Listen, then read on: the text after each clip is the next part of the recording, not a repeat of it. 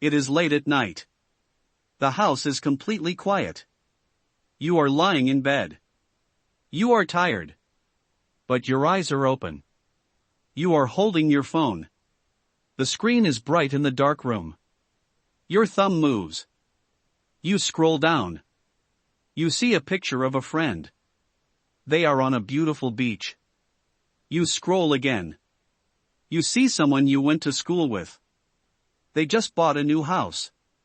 You scroll one more time. You see a stranger. They look perfect. They have the perfect job. They have the perfect smile. You turn off your phone. You put it on the table. You close your eyes. But you do not feel sleepy. You feel a heavy feeling in your chest. You feel like you are behind in life. You feel like everyone else is moving forward. And you are standing still. Have you ever felt this way? I think we all have. Hello, and welcome to the Daily English Podcast. I am so glad you are here with me today. Whether you are walking to work, washing the dishes, or just relaxing with a cup of tea, thank you for sharing your time with me. Today, we are talking about a feeling that everyone knows. We are talking about why we keep comparing ourselves to other people. Before we go deep into this topic, I want to ask you a question. Think about your own life right now. When was the last time you felt bad because you saw someone else's success? Tell me your story in the comments below. I read every single comment. Your story might help someone else feel less alone today. Let's start with a story about a woman named Maya. Maya is 28 years old. She is a primary school teacher. She loves her job. She loves her students. She works hard every day. Maya has a comfortable apartment. She has good friends. Most days, Maya feels happy. But last Tuesday, something changed. Maya was sitting in the staff room at her school. She was eating her lunch. She opened an app on her phone. She saw a post from a girl named Sarah. Maya and Sarah were best friends 10 years ago. They do not talk much anymore. Sarah's post was a video. She was standing in front of a huge, beautiful house. She was holding a set of keys. The text under the video said, "We finally bought our dream home." Maya looked at the video. She looked at Sarah's big smile. Then, Maya looked down at her own lunch. She looked around the small staff room. Suddenly, Maya's life felt small. She thought, I am the same age as Sarah. Why don't I own a house? Am I doing something wrong with my life? For the rest of the day, Maya felt sad. Her job did not feel exciting anymore. Her apartment felt too small when she went home. Nothing in her life had actually changed. She still had the same good job. She still had the same safe home. But her brain told her a different story. Her brain told her she was failing. Why does our brain do this? Why do we let another person's success ruin our own happiness? To understand this, we have to look inside the human brain. We have to travel back in time. Thousands of years ago, humans lived in small groups. They lived in tribes. Life was very dangerous. To stay alive, you needed to belong to the group. If the group liked you, they shared food with you. They protected you. If the group did not like you, you were alone. And being alone was dangerous. Because of this, our brains developed a special tool. It is like an alarm system. This system is always watching other people. It is always asking questions. How am I doing compared to the strongest person here? Am I useful to the group? Am I falling behind? This alarm system kept our ancestors alive. It helped them survive. But today, we do not live in small tribes anymore. We live in a huge world. And we have the internet. In the past, you only compared yourself to the 50 people in your village. Today, you open your phone. You compare yourself to 8 billion people. Your brain is not built for this. Your alarm system is ringing all day long. It is too much noise. Think about David. David is 50 years old. He owns a successful restaurant. He has a lovely family. He has enough money to buy anything he needs. Many people look at David and think he is very lucky. But David has a secret. He does not feel successful. Every morning, David goes to the gym. He looks at the younger men lifting heavy weights. He looks at their energy. He looks in the mirror and sees his gray hair. He feels old. He feels weak. Later, David goes to a business meeting. He meets a man who owns 5 restaurants. David only owns 1. Suddenly, David feels like a failure. Comparison does not stop when you get older. It does not stop when you get rich. It does not stop when you become successful. Because the brain will always find someone who has more. There will always be someone faster. There will always be someone smarter. There will always be someone younger. So, what can we do? How do we stop this painful game? First, we need to understand a very important truth. The world you see on your phone is not the real world. It is a movie. Imagine you are watching a movie. You see the exciting parts. You see the beautiful places. You see the happy endings. But you do not see the boring parts. You do not see the actors waking up tired. You do not see them forgetting their words. You do not see them crying when the camera is off. Social media is the same. People only show their best moments. They post pictures of their holidays. They post pictures of their achievements. We call this a highlight reel. When you look at your own life, you see everything. You see your mistakes. You see your bad hair days. You see your messy kitchen. You see your doubts and your fears. The problem is simple. You are comparing your whole, real life to someone else's movie. It is not a fair comparison.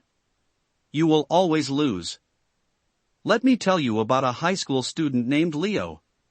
Leo loves to draw. He is very talented.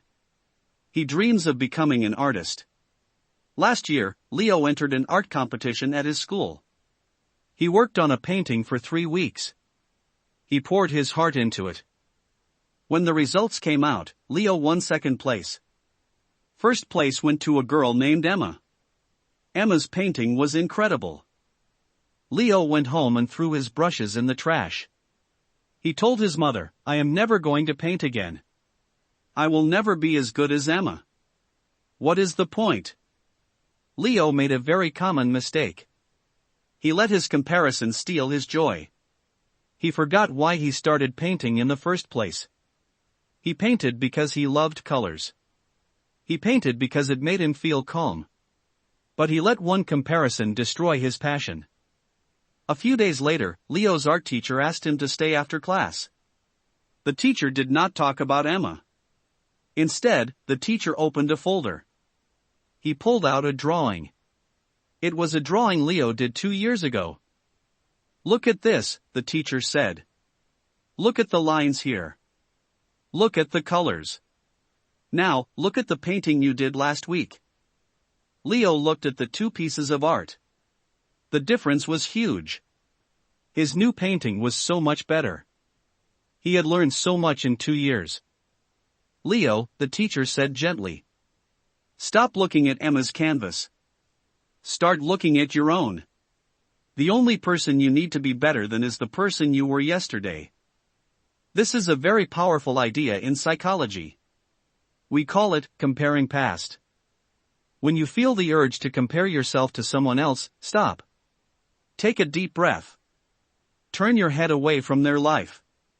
Look back at your own life. Think about where you were 1 year ago. Think about where you were 5 years ago. Let's talk about another story. This one might feel very familiar to you. It is about a woman named Anna. Anna moved to a new country 3 years ago. She is learning English. Every day at her new job, Anna feels nervous. She listens to her co-workers. They speak English perfectly. They talk fast. They use big words. They laugh at jokes that Anna does not understand. Anna often goes to the bathroom during her break. She stands in front of the mirror and cries. She tells herself, I am stupid. I will never speak like them. I am not good enough. Anna is comparing her middle to their end. Her co-workers were born speaking English. They have practiced it for 30 years. Anna has only practiced for 3 years. It is a completely different journey. One day, Anna found an old notebook in her bag. It was her very first English notebook from 3 years ago. She opened it. She saw her early handwriting. She saw simple words like apple, dog, and hello. Anna smiled. She realized something amazing. She was reading that old notebook easily. She remembered how hard those words used to be. Today, she works in an English office. She buys groceries in English. She takes the bus in English. Anna stopped comparing her English to her co-workers. She started comparing her English today to her English 3 years ago. She felt a warm feeling in her chest. She felt proud. This is the secret to true confidence. Confidence does not mean you are better than everyone else. Confidence means you do not need to compare yourself to anyone. You are comfortable on your own path. But what if you keep thinking about this the wrong way? What if comparison is not a monster? What if it is just a mirror? Let me explain. Sometimes, when we feel jealous of someone, it is a clue. It is our brain trying to tell us what we actually want. Let's go back to Maya, the teacher. Remember how sad she felt when she saw her friend's new house? Maya spent a few days feeling miserable. But then, she sat down with a cup of tea and a piece of paper. She asked herself a hard question. Why am I so jealous of Sarah? Do I really want a big house? Maya thought about it. She hates cleaning. She hates taking care of a big garden. She loves her small, cozy apartment. So, why was she sad? Maya realized she was not jealous of the house. She was jealous of the progress. Sarah was moving forward into a new chapter of her life.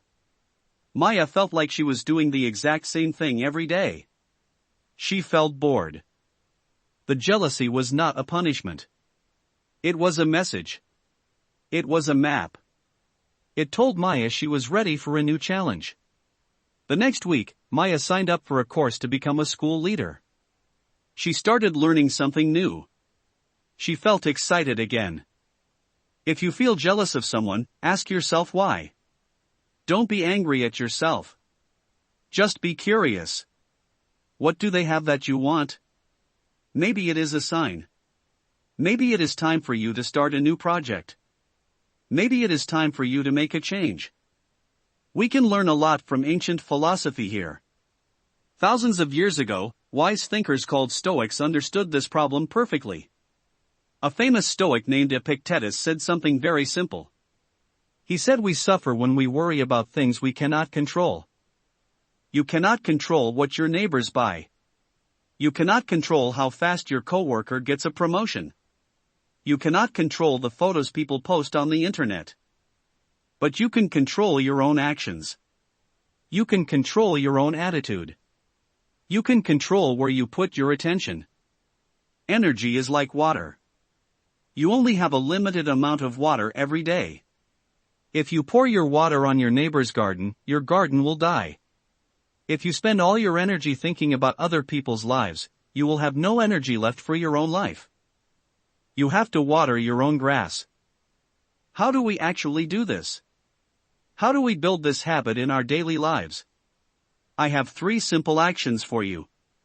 You can start the first one today. Action number 1, clean your environment. Our brains are lazy.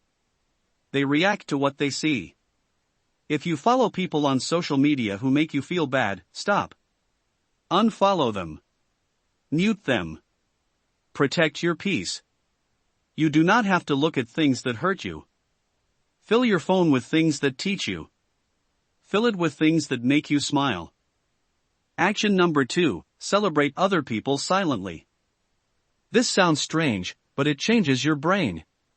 When you see someone who is successful, your first reaction might be jealousy. Your brain might say, why them and not me? When this happens, catch the thought. Stop it. Change the words. Whisper to yourself, good for them. It feels hard at first. But when you say good for them, you remove the poison. You teach your brain that success is not a limited pie. Just because they have a slice of pie does not mean you get nothing. There is enough success for everyone. Action number 3, build a gratitude anchor. Every night, before you close your eyes, do not look at your phone. Put your phone in another room. Close your eyes and think of one simple thing you did well today. Maybe you drank a glass of water. Maybe you smiled at a stranger. Maybe you learned one new English word. Hold that good thought in your mind.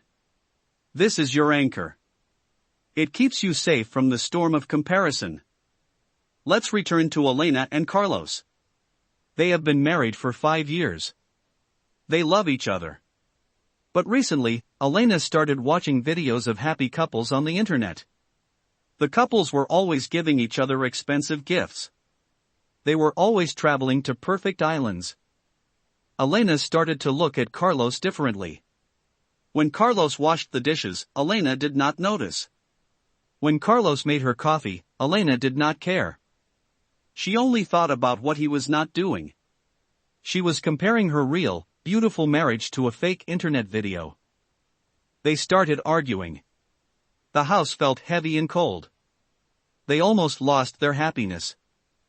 One evening, the power went out in their city. There was no electricity. There was no internet. Elena and Carlos had to light candles. They sat at the kitchen table. They had nothing to look at but each other. Carlos told a funny story about his day. Elena laughed. It was a real laugh. She looked at his tired eyes in the candlelight. She remembered why she married him. He was kind. He was safe. He was her best friend. The internet couples did not matter anymore. Their perfect lives were not real in this dark kitchen. The only thing that was real was the person sitting in front of her. Comparison almost destroyed what she loved. But being present in the moment saved it. You see, your life is not a race against anyone else. You are walking on your own path. There is no one else on this path. Just you. Sometimes the road is steep. Sometimes it is easy. But it is your road. If you look sideways, if you look at the people on the other roads, you will trip. You will fall down. You have to keep your eyes on your own feet. As we come to the end of our time together today, I want you to remember Maya in her classroom. I want you to remember Leo with his painting. I want you to remember Anna learning English. And I want you to remember you. You are exactly where you need to be. You have survived every difficult day of your life so far. You are growing. You are learning.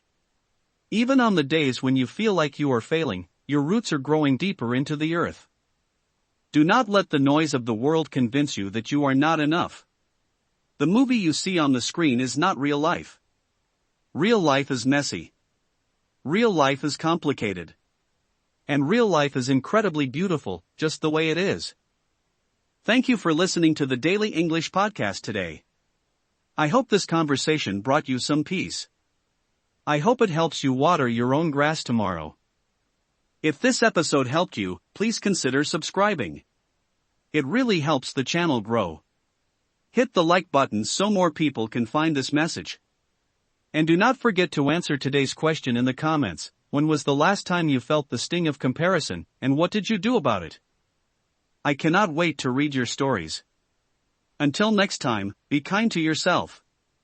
Keep walking your own path. Have a wonderful day.